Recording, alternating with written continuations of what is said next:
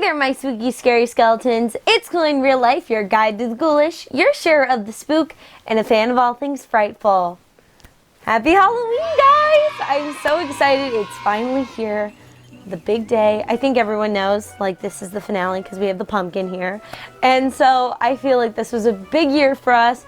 It was our 5th year anniversary, and it was definitely not what we expected. I mean, this year has been very different from what anyone expected on New Year's, but it is what it is. And I have to say that I'm really grateful for this Halloween because I've had so many new experiences. We also got to look back on the past 5 years, and we had just a really special time this year. So let's get into it.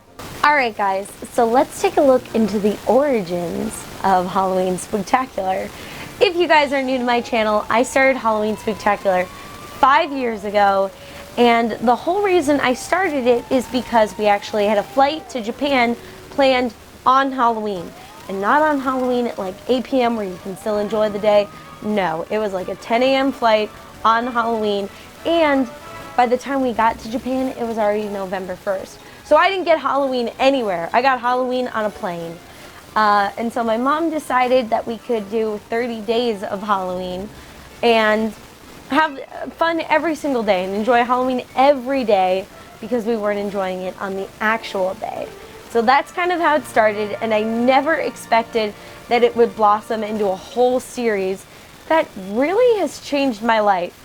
That was kind of what helped me fall in love with Scary Farm and going to haunts. I had never really been to haunts before I had started Halloween Spooktacular. And most people might not know this, but that's actually what I want to do as my career. It changed my life forever. Going to knots, being a berry blogger, I actually became a berry blogger because of my Halloween Spooktacular. I didn't really have a huge following on YouTube, and I still don't, but people come for my Halloween Spooktacular and they get excited all season long. It's just something that has really changed my life forever, and it's also allowed me to have so much fun with my mom every fall. And I will say that sometimes we get into little disagreements because it can be very stressful. The planning of everything, especially this year, going to all these different home haunts, we had to change plans so many times. Our planner is just filled every single day with what we're doing, what videos we're posting. It's very stressful, but it's so much fun, and it's just like, all right, it's September, it's October, what are we doing for Spooktacular? Last year we started planning as early as July for what we were doing in September and October, and it has just been crazy. The Halloween community has grown so much that there is so many things to do. Even when we have 60 days of Halloween videos, we still don't see everything. And that kind of leads me into my next point of how we got to do so many different things this year.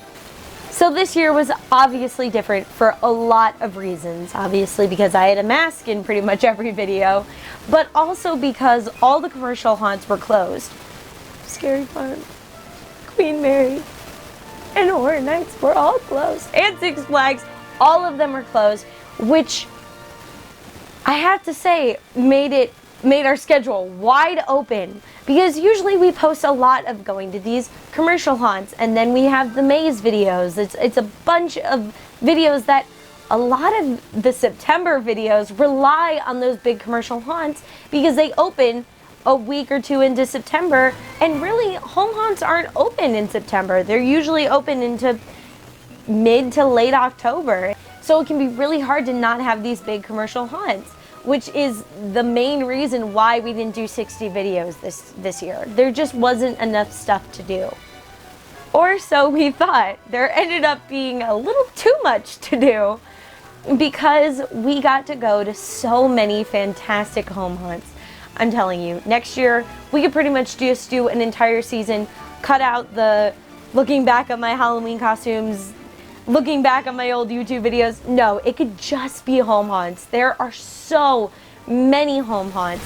And these people, I feel like the home haunters have really stepped it up this year. They're like, all right, the big commercial haunts are closed. We have to save Halloween. And they really did.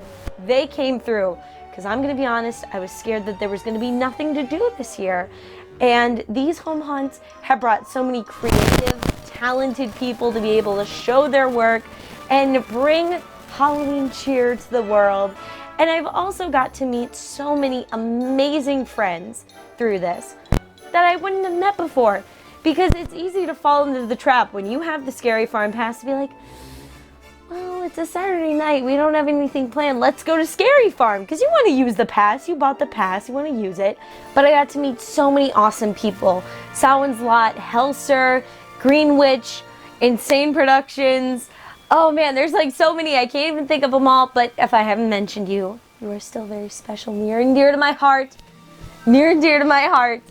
And I just got to meet all these awesome people who I look forward to coming back and visiting. And now I have to admit, I'm a little nervous for next year because now we have the commercial haunts and we got to go back to all the home haunts. I'm thinking that September is going to be like commercial haunt month, and then October is going to be home haunt month.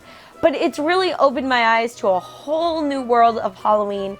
And something I thought that was really special is something that kind of linked all these home haunts together. So obviously we went to a lot of home haunts, but we also did a lot of interviews because I think it's really interesting to see kind of what inspires them, how their neighbors are, and some of them how their parents are, because we interviewed a lot of younger kids that, well, I don't want to say kids, but people my age that were running their haunts. And it really inspired me to try to do something. It's very tough because I have to do a haunt on top of Spooktacular, on top of college. We'll see. But I interviewed them all, and I noticed that they all kind of shared a similar story that I feel like a lot of people in the haunt community, in the Halloween community, all kind of have. They all talked about how much they love Halloween. And obviously, you know, if they're decorating their yard for Halloween, they're obviously going to love it. But more importantly, about how they kind of decorated with a parent or a grandparent or a sibling as a kid, and they fell in love with the holiday through decorating, through baking Halloween cookies, through trick-or-treating. It's all very similar, and I feel like it just warms my heart, because honestly, that's how I fell in love with the holiday. I would always decorate every year with my grandpa, and it wasn't anything that these yard displays have, but it was still fairly good decorations. It was more than just a pumpkin and some lights. No, we had a graveyard. And that's how I fell in love with the holiday, was decorating with my grandpa, and I always wanted to be something scary. I even would want to stay home from trick-or-treating so I could scare kids. And something else I noticed is that when you talk to these people about their yard display, or even just Halloween in general, they just light up. Everyone here is so passionate, and just you can see that there is just so much love for the holiday. This is the best time of the year for them. And I just thought it was so nice to see so many people sharing very similar memories of how they fell in love with the holiday. Because I shared that memory, and I feel like a lot of you who love my videos probably grew up loving Halloween, watching scary shows, watching scary movies, going trick-or-treating, decorating your house, carving a pumpkin. There's just so many iconic memories that so many people share. So now I want to talk about one last final thing. This year, it's been a very crazy year. It's been a very gloomy and dark and scary year for everyone. A lot of unexpected things have happened, but I know a lot of people were dreading this Halloween, or saying it's not going to be the same, or this Halloween's going to be terrible, or let's just forget this Halloween and move on.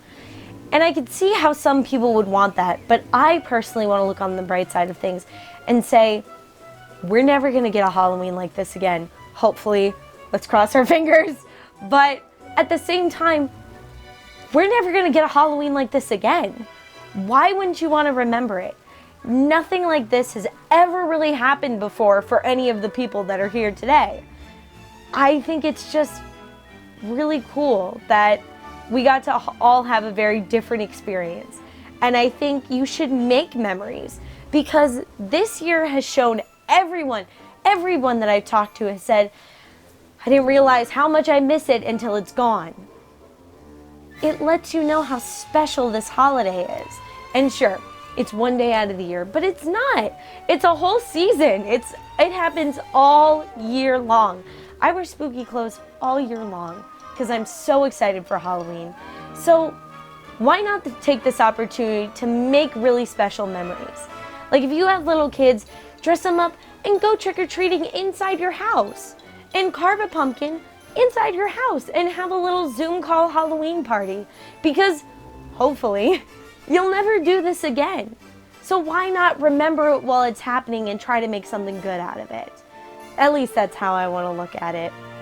So please guys, go out, have a spooky awesome time, eat some candy, make some cookies, watch some spooky movies, and just make some awesome Halloween memories. Have a good year everyone. Happy Halloween, and don't forget to stay spooky.